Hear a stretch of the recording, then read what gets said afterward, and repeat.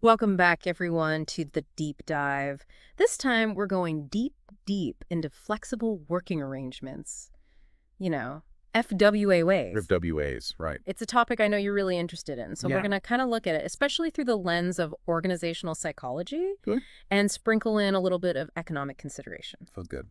So to guide us on our little adventure today, we've got some pretty awesome research Yeah. from the International Review of Industrial and Organizational Psychology series. Okay. Well, And from what I've been looking at, it's not a simple, FWAs are good, right. FWAs are bad kind of story. Yeah. It seems like the real impact of these arrangements kind of hinges on a whole bunch of other factors. It really does. It really does. The research is, it's fascinating, actually. It's a real mixed bag, sometimes positive, sometimes, minimal effects. Right, right. But always dependent on something else. So it's a bit of a puzzle to unpack. That's what makes it fun for Right. the deep dive, right? That's right. And that's what makes it so interesting. Like one of the things that just jumps out is that some studies even find that FWAs can actually speed up a company's time to market. Wait, really? Yeah. That's wild. You know how long it takes to get a product Yeah. from idea to actually being available for sale?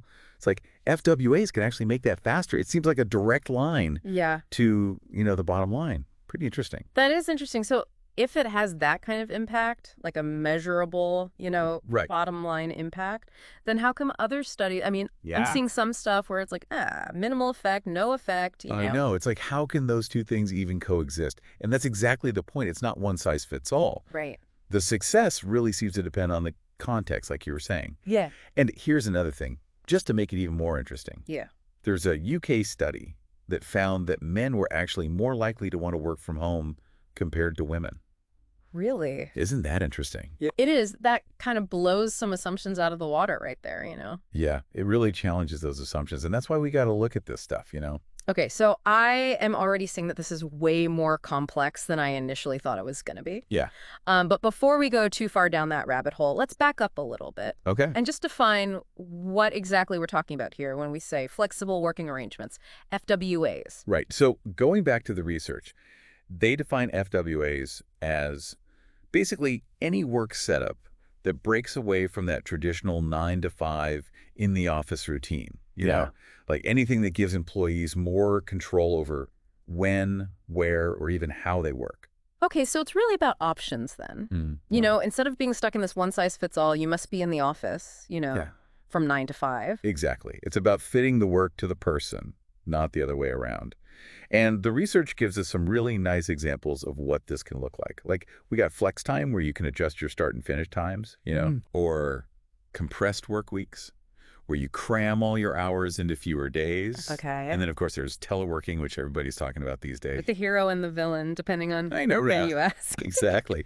It's not just about location, though. It's about that freedom to tailor your work, Yeah. to make it work for your life. So then that kind of brings us back to those inconsistent findings that we were talking about before. Right. If FWAs offer all this flexibility, Yeah. why aren't the benefits just consistently positive across the board? What's the deal with that? Well, that's where the context really comes in. The research is really clear that how well FWAs work depends on a ton of things. Right, what? How they're actually implemented within a company. Okay. The specific work environment, even other kind of organizational factors. Yeah. So you can't just say, oh, FWAs are good and then Right. magically expect everything to be better. Right. It's not a silver bullet. Exactly. So what are some of those, you mentioned organizational factors. Yeah. Like, what are some of those things that could affect how successful? Okay, so there's this really good meta-analysis by Kosick and Ozeki. Okay. It was done back in 1999, so a while ago, Yeah. but still really relevant. Mm-hmm. They basically combined a bunch of studies, and what they found was that FWAs were more likely to actually benefit organizations when they were set up in a way that gave employees more control over their schedules. Okay. And that led to some really positive outcomes, Yeah. not just for the employees, like, they felt better, Yeah. more satisfied with their jobs, but even for the organizations themselves. Things like productivity actually went up. Right. So it's not just Right. it's not just warm fuzzies, it's Okay. actual measurable improvement. Exactly. It's got to be real. Yeah, so I guess it's not enough to just, like, offer flexible work is this, like, That one. oh yeah, we do that, kind of thing. Yeah, like a check mark. Right. Yeah. Employees actually have to feel empowered to use it Yes, in a way that works for them. exactly. It Yeah. can't just be symbolic. It's got to be real. So I guess that's where employee control comes in. Exactly. The more control people have over their schedules, the better they can manage all the demands in their lives. Work, family, all that stuff. Right. Which means, less conflict between work and family, less stress overall. Yeah. And that leads to better job performance, less people quitting, all those good things. So it sounds like striking a balance, really. Yeah. Finding that sweet spot where the employees feel good and the organizations get those positive results. Right. Everyone wins. Right. And you know what? This brings us to another really important piece of the puzzle. Oh. Managers. Okay. Because even if a company's got a killer flexible work policy, Yeah. if the managers don't actually walk the walk, Right. it's all just words on paper, Right. They're the gatekeepers in a lot of ways. Absolutely. They really set the tone for whether people actually feel comfortable using these flexible arrangements. Right. Because actions always speak louder than words, especially in a workplace, I feel like. Yeah, for sure. Like, if your manager's always sending emails at, 10 p.m. Yeah. and expecting everyone to jump on it, Yeah. that kind of sends a message, doesn't it? It does. Like, flexibility is not really an option, even if it says so in the handbook. Right. So the research really highlights how important managers are as role models. Okay. Like their own behavior, how they work. It all sends a message to their team about what's okay and what's not. Okay, so far we've got these inconsistent findings. Right. We've got the importance of context, Yeah. employee control, and now the manager is this. The manager. Yeah, wild card. Yeah, wild card. Yeah. Where do we go from here? Well, I think it's time to bring in a fresh perspective. Okay. Economic psychology. Ooh. Oh. You know that international review volume you mentioned? They have this whole chapter on how psychology plays into economic decisions, Okay. Might yeah. seem kind of out there, Yeah. but it actually makes a lot of sense when you're trying to understand how employees think about and actually use flexible work arrangements. It's like we're going deeper into the why behind the what. Okay, that's really interesting. So how does, Yeah. economic psychology, how does that apply to, So think about it. When an employee is deciding whether or not to use an FWA, Okay. it's not just about, do I need to pick up the kids Right. or is my commute too long? Yeah. It's also about stuff like, do they think it's fair within the company culture? Oh, okay. What's their relationship like with their manager? Mm-hmm. Even like those hidden psychological biases that we all have, Oh, wow. they all come into play. So it's not just, can I work from home? Right. It's, is it fair for me to work from home? Yeah, exactly. Or like, will my boss think I'm slacking off if I'm not in the office? Oh.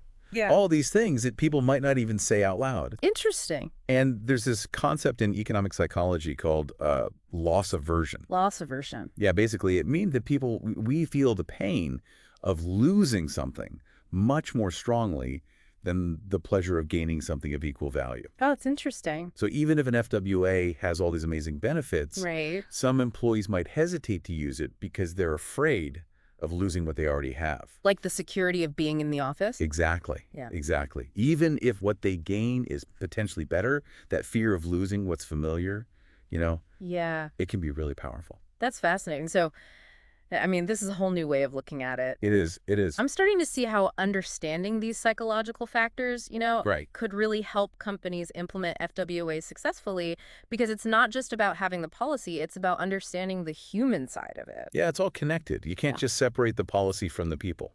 Absolutely. Okay, so we're going beyond just what FWAs are and getting into the why. Mm-hmm. What's next? Well, there's this research that really illustrates all of this, and it kind of blew my mind. They talk about it in that international review chapter. Yeah. There's this study about something called gift exchange experiments.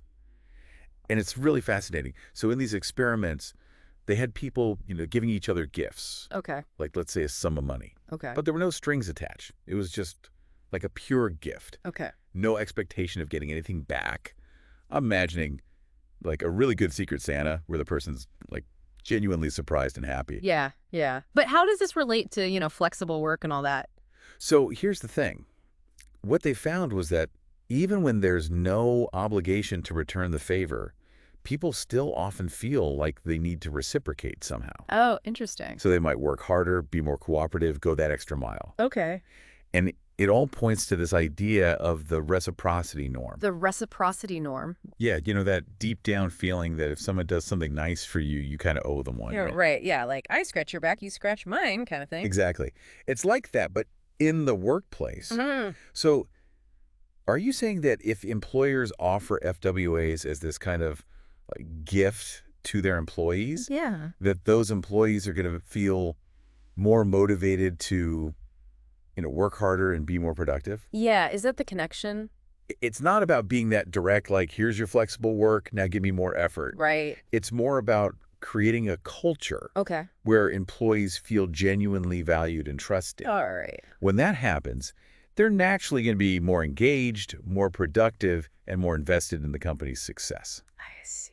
It's like this positive feedback loop. Okay, yeah, that makes sense. So it's like by, I guess, tapping into that human instinct for reciprocity. Yeah, exactly. Companies can actually create a better work environment just like organically. Exactly. It's Yeah. definitely something that we need to understand better. Mm. But for now, let's get back to that thing we talked about earlier, that finding where men were more likely to want to work from home. Oh, right.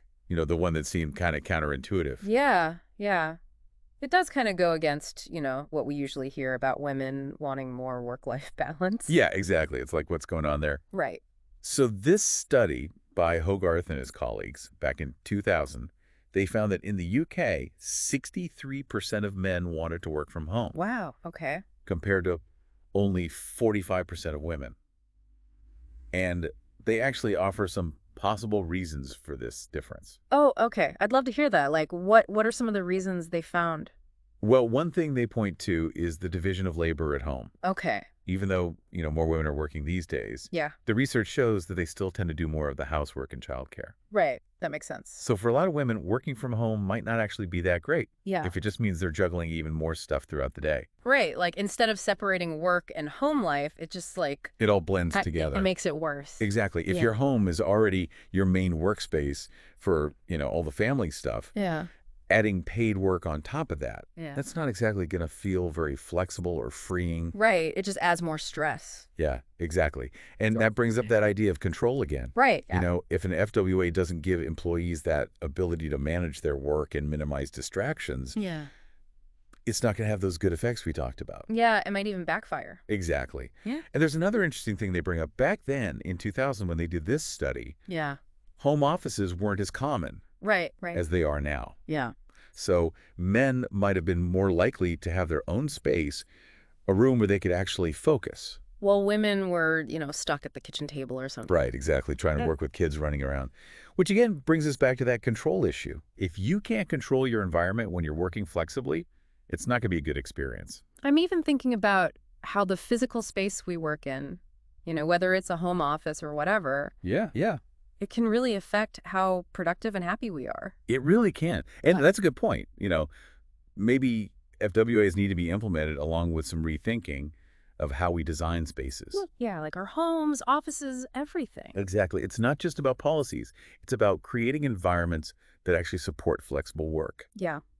Okay, so design is important, but it seems like one of the most crucial things is creating a culture that really supports FWAs, right? Absolutely. And that starts with the people at the top. Right.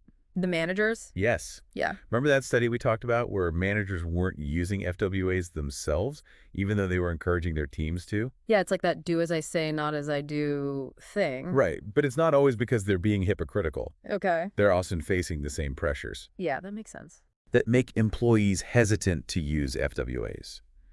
They're worried about appearing less committed or missing out on opportunities or feeling like they need to be always on. So it's like the whole system is kind of working against them being good role models for flexibility. Exactly. It's a tough spot to be in. And it shows that we need a more, holistic approach to implementing FWAs. Mm. Companies can't just change the policy and expect everything to be fine. Right. It's not a magic bullet. They need to address those deeper cultural norms and expectations that make it hard for everyone, Right. including managers, to really embrace flexible work. So it's a mindset shift, not just a rule change. Exactly. It's about changing how we think about work, not just where and when we do it. Okay, so we know it's a big culture shift, not just a policy change. Right. But how do companies actually make that happen? Like, what are some concrete steps they can take to create a culture that genuinely values and supports flexible work for everyone, not just the employees? That's the million-dollar question. Yeah. And it's not easy, but there are definitely things organizations can do. I think one of the first steps is training, specifically for managers. They need to understand the benefits of FWAs. And I mean, really understand them. Not just for the employees, but for the whole organization. Right. So it's about moving past that old school mentality that, equates face time with productivity. Exactly. Like, just because you're physically in the office doesn't mean you're actually being productive. Right. Presenteeism. Yeah, presenteeism. Yeah. It's about focusing on what people are actually getting done, not just how many hours they're clocking in. So it's a shift from micromanaging to, like, outcome-oriented leadership, basically. Exactly. Managers need to learn how to measure output and trust their employees to manage their own time, regardless of where they are. That makes a lot of sense. But it seems like training alone might not be enough, What else can companies do to create that culture of flexibility? You're right, it's not a one-time fix.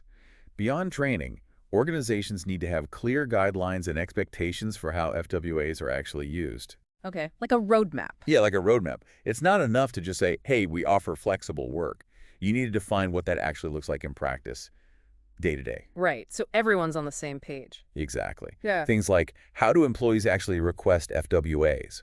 What are the criteria for approval? How do you measure performance when someone's working flexibly? Okay. All those details need to be spelled out. It's like setting people up for success. Right, exactly. Give them the structure and support they need to actually thrive in a flexible environment. Remove that uncertainty and anxiety. I like that. Okay, so we've got training, clear guidelines. What else? This might be the most important part. Yeah. Organizations need to regularly check in on their FWA policies and practices. So it's not just like, set it, forget it. No way. Flexibility needs to be, well, flexible. The world of work is constantly changing, and FWA policies need to keep up. What worked a few years ago might not work today. Right. It's a moving target. Exactly. Companies need to be willing to evolve and adapt to meet the needs of their employees and the demands of the business. This has been so insightful. I feel like I have a much better grasp on how complex this whole FWA thing really is. Me too.